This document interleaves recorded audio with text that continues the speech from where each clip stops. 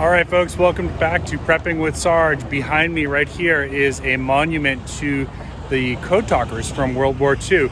Now, most of you have probably heard of the Native American Code Talkers, most famous of which was the Navajo Nation. You may not know that 14 other tribal nations also participated in that program, but of course, Navajo is most famous, and much respect for the service of all of the Native Americans who participated in that secret code program, which allowed Allied forces, specifically the Americans, to communicate along the battlefield. Now, we know for a fact that during World War II, this was very, very important. I believe they were instrumental in the success at Utah Beach on D-Day, and also I believe later on Iwo Jima. They were very instrumental in some say that in the Battle of Iwo Jima, without the Native American Code Talkers, there would not have been success. So folks, I'm here in Phoenix, Arizona, beautiful Phoenix, Arizona. If you ever get a chance to come visit this area, I highly recommend it. It is absolutely a gorgeous city, and what a better backdrop than the Code Talkers Memorial. What a better backdrop than the Code Talkers Memorial to talk about how to talk with your mutual assistance group in code. Now, what I'm going to talk to you today is not related to what they did, but this is a very effective and almost unbreakable way to communicate. This is often used in secret communications in the prison systems, and it's called book code. All right, so what is book code? Let's talk about that for a few minutes. So, all right, so to effectively use book code, let's say that I, as a scout and forager, am looking around and I find a whole plethora of cattails, and more than I can harvest myself, and maybe I want to communicate back through my comms to my mutual assistance group to say, hey, I found an abundance of food, can you meet at this location, and give some coded coordinates. Okay, how are we going to do that? Well, the book code, the way that this works is you and the party that you're trying to communicate with are going to have one or more copies of the exact same book, okay? And the more copies you have, the better. So let's say you use, for the purposes of this demonstration, let's say that you have 3 books. Make sure they're fairly good size, and it is recommended that you not use popular books, something that definitely don't use the Bible, because that's going to be the first thing that people are going to try to check.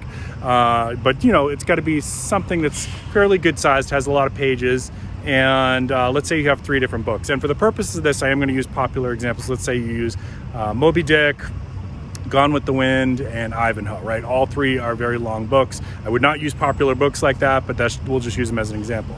So you designate maybe Moby Dick as book 1, Ivanhoe as book 2, Gone with the Wind as book 3, okay? So now to communicate in book code, what you're gonna do, first number is gonna be the number of the book that you're referencing.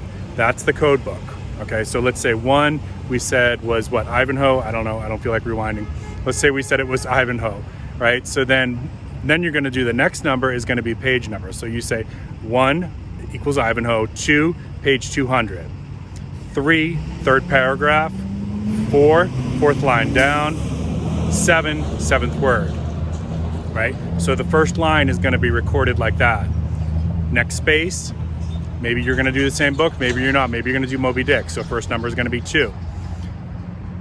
Page 332, you don't put page, you just put 332. Second paragraph, you're just gonna put 2. Third line, put 3.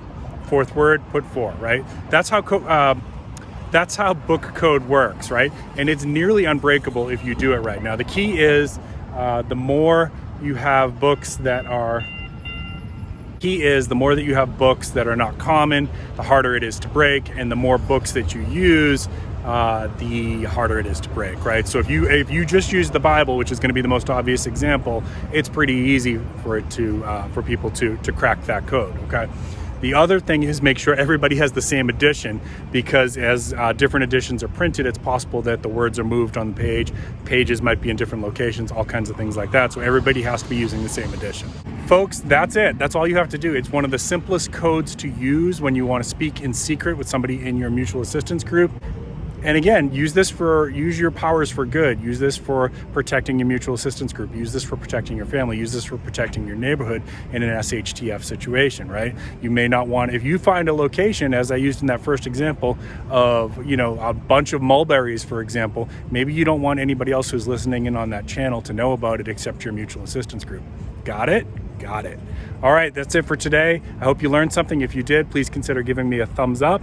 If you're new to the channel, please consider subscribing. Once again, thank you very much to all of the Code Talkers who helped our great nation in times of war. Your service is respected and appreciated and can never truly be repaid. Keep planting your seeds, keep stacking your silver. This is Prepping with Sarge.